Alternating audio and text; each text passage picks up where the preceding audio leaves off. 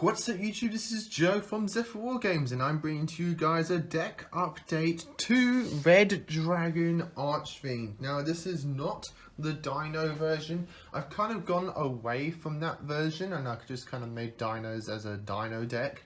Because as fun as that build was, it just... At first it felt good, and then like it kind of felt like Jack's theme being a power deck and that kind of thing, as I explained in my profile for that build. But then after a while I just felt like it was missing something. It just didn't feel right playing it after a while.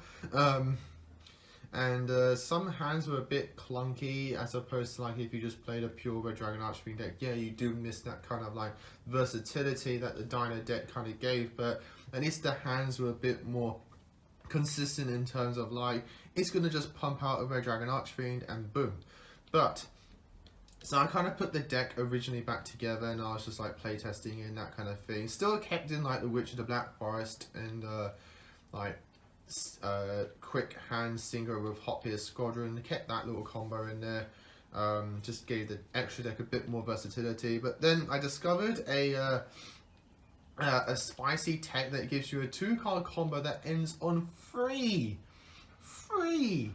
Dragon Synchros, which is nuts, and you'll see that combo at the end. I'll briefly explain it as I get to the card that helps facilitate that combo, and like the option, a little spicy option that you can play in your deck as forms of a searchable target. So before I get into this, if you enjoy this, give us a like and subscribe down below. Ding that notification bell, because obviously if you enjoy a person's content here on YouTube, you don't want to miss out on that content, and that notification bell helps prevent that. And all of that is greatly appreciated, and we thank you guys so much for doing so. So with all that said and done, let's get into the super spicy Red Dragon Archfiend deck. I'm going to move this over, it just feels a bit off there. Yeah, there we go. That's better. So, starting off with our tuners, obviously you gotta play Crimson Resonator.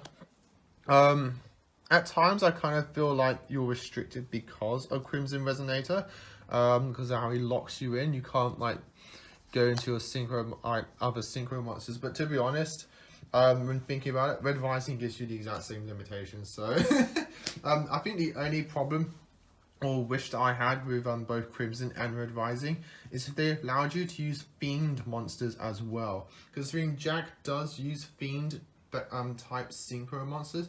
I kind of wish they locked you into both Dragon and Fiend synchros. At least then you get the whole wide range of Jack's typed synchro monsters that you can make. So that kind of thing. So like this is a small little twist and change that I would apply to the effect, just locking to Dragon and Fiend synchros.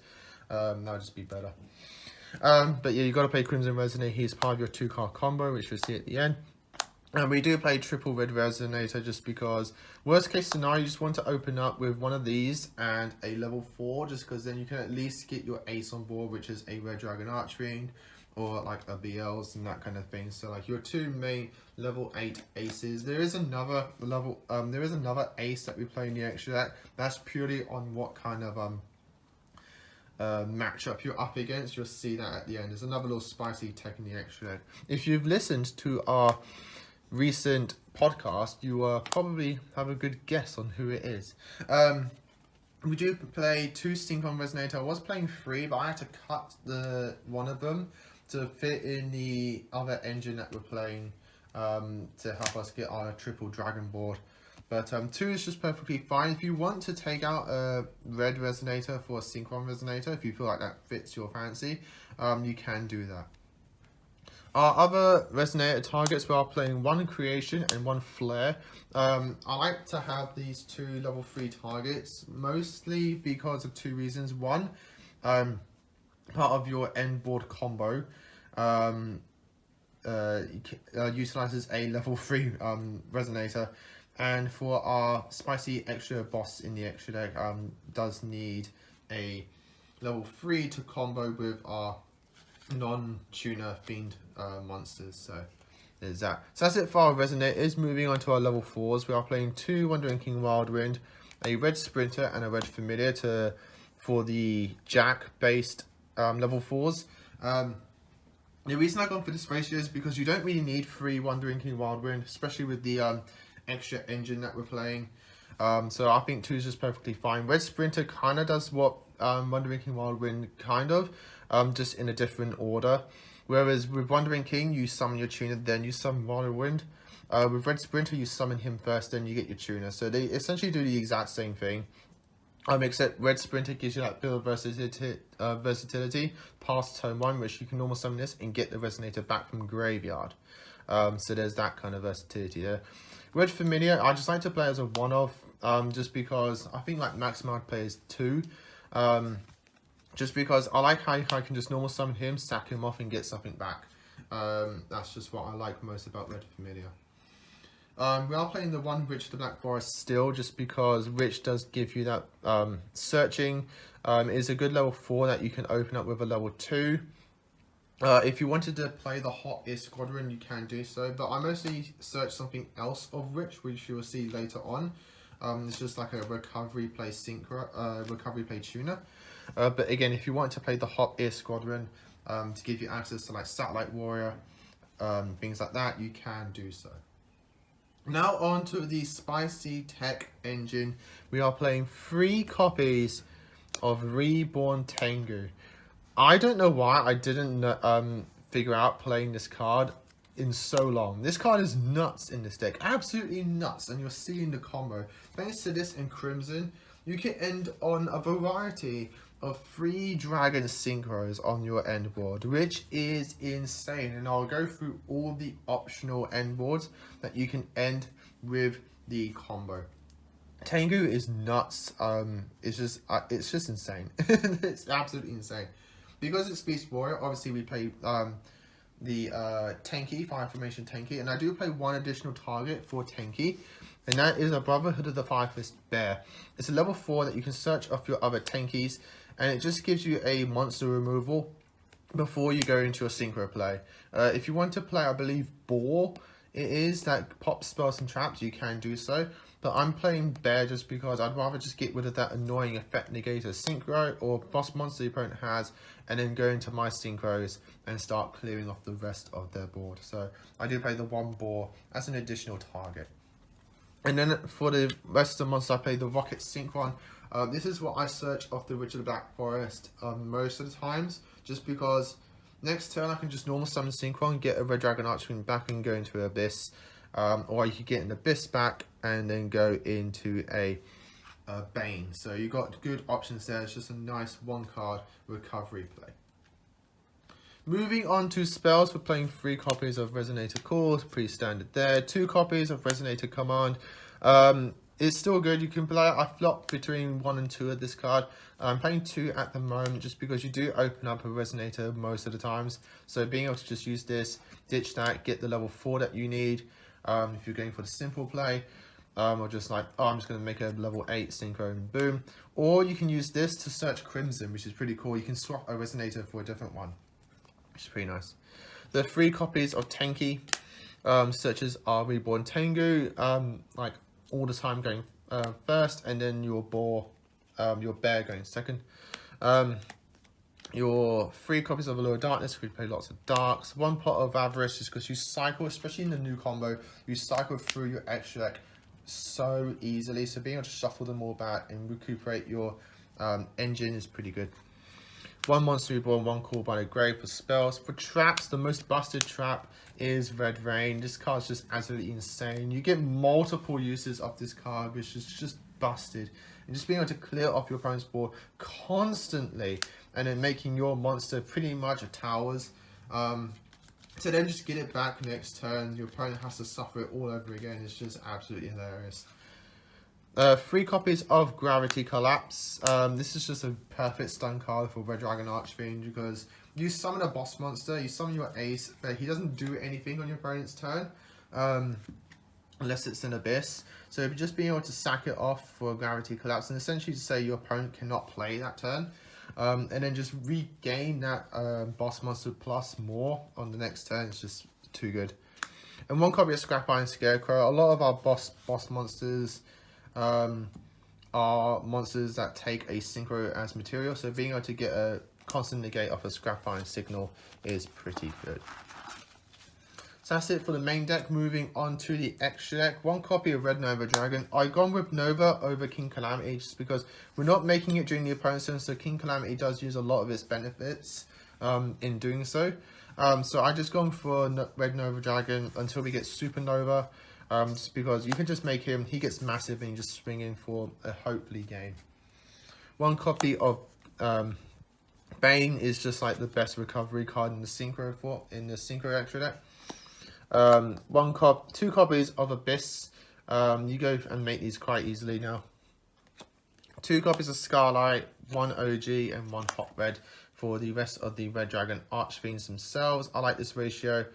Starlight I go into the most just because he's the most versatile board wipe. And he just punches in damage while doing so, and he doesn't lock you out for who you can attack as opposed to Hot Red, where he's the only one who can attack. OG Red Dragon Archfiend, I cannot play Red Dragon Archfiend without it, especially since I got a nice little ulti there. The other level 8 synchro that we're playing is Biel's the Diabolic Dragons. I was playing the Chaos Ruler, the Magical Dragon, just because you can be lucky and sack a Red Rain off the mill, which then means you can just level up into another synchro and then get that Red Rain back. So you kind of like pseudo searching Red Rain, but I just felt like it wasn't needed in this extra deck, but you can put that in as a nice option. I'm also playing the hinted Spicy Tech Dark Highlander. This is a synchro that Jack used in the manga, and it's just absolutely absurd, especially in the virtual world matchup. While it's on the field, neither player can synchro. It's a 2800 beat stick that prevents both players from synchro summoning, and we can summon this extremely easy because we have searchable level 3 Fiend tuners and searchable level 4 non-tuner Fiends that summon themselves or summon a tuner. So we can easily make this as just like a good synchro to make, and if you don't need it, you can just sack it off with Gravity Collapse and just lock your opponent out from summoning altogether. I do play one additional level 7 just because I just had the space and I just put in Exploder Ring Dragon. You can make this with a level 6 and a Synchron Resonator. Like, you don't really summon it. I just put it in here just because it's a Jack card and I had the extra space. This can be your Chaos Ruler, it can be your King Calamity, it could be a second Bane for additional recovery. It could be whatever you want. Ancient Pixie, you name it. For level 6s, Red Wyvern and 3 Red Rising Dragon. This should be a super. Like, seriously, this should be a OTS super. This card's going for £3 to £4 at the moment, which is just insane. I don't know why it's costing so much. Probably just because it's one print. Yeah. So that's it for the profile. I'm going to zoom out and show you the quick 2-card combo, which ends on your triple boards, which is just busted. So you just need the Crimson Resonator and the Reborn Tengu. This can be like Resonator Core. It can be your like tanky, so you have like 6 targets for each, 8 if you include the Resonator Core for Crimson. So easy setup, and it just gets you a crazy board. So you special summon your Crimson, normal summon your Tengu, and then you synchro into Red Rising. You have to put the one of these in the extra monster zone because you're literally going to fill up all 6 zones. So I'm going to put this here. So this is my extra monster zone. This is going to be my main monster zone. You know I have 2 effects going off. Red Rising to revive the Crimson Resonator, and then Tengu to summon another Tengu. From there, you're going to synchro again and make your second Red Rising Dragon. Red Rising, if you are a player of Duel Links, you know Red Rising is not once per turn, which is insane. So Red Rising activates, summons back Crimson Resonator, and Tengu summons your third Tengu. And then guess what? We're going to do it again. So we're going to synchro into our third Red Rising Dragon who gets back our Crimson Resonator. Obviously we can't summon a 4th Tengu, so Tengu is done his due. From here we can now activate Crimson Resonator's effect and summon a variety of different options. So I'm going to lay out the options for you that we can summon. So we can summon out 2 Red Resonators if we wanted to, and then just make like triple BLs.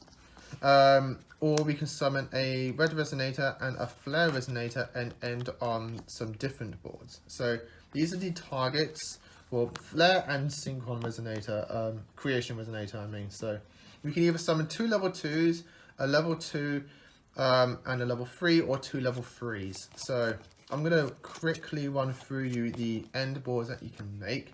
So if I summon 2 level 2s, so you have 5 monsters all here, you can literally just sack all of them off and get like 3 Red Dragon Archfiends if you wanted to. You can get, if you play it, you can literally make 3 BLs, Diabolic Dragons, and your opponent just has to try and get through 3 Tower monsters, which is just funny. It could be like 2 BLs and Scarlight. It could be literally any trio of level 8 Dark Dragons that you want. If you didn't want to do that, you can literally use create Crimson and summon out 2 level 3s. And then you can go a Crimson into a BLs and your 2 level 3s with your 2 Red Risings, and go into 2 Hot Red Abyss. Hot Red Abyss, sadly, it's a hard one, named once per turn, so you can't negate twice.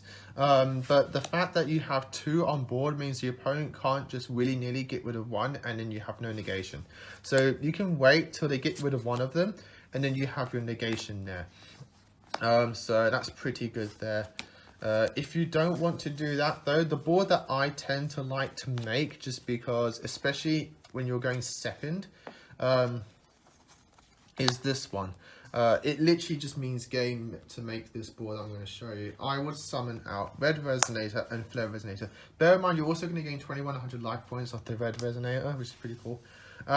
What I would do is I would use 1 to go into a BLs. I would use this to go into a Abyss. If we use Flare Resonator, this becomes a 3500 monster. It gains 300. And then I would use this to go into Scarlight. Why do I like this board overall? Because if you're going second and your opponent's just got like a field of monsters in attack mode, what you can now do is you can clear off any monsters with Scarlight. Scarlight's not going to kill BLs because it can't be destroyed by card effects in general. And it's not going to kill Abyss because it's stronger attack. Then you can swing in with the Scarlight, swing in with the BLs, and then swing in with this. This is over 9,000. This is 9,500 damage if this all hits directly, plus the 500 damages that you did off the Scarlight. Also, because we don't damage with this, this can get back a tuner from our graveyard, which then means we can turn this into a Bane, which is pretty good. But that, guys, is the deck profile and 2-card combo for free for a variety of extra deck monsters that you can summon 3 of them from just two cards. As always, guys, if you enjoyed, give us a like and subscribe down below. Ding that notification bell, and until next time, guys, stay safe and happy dueling.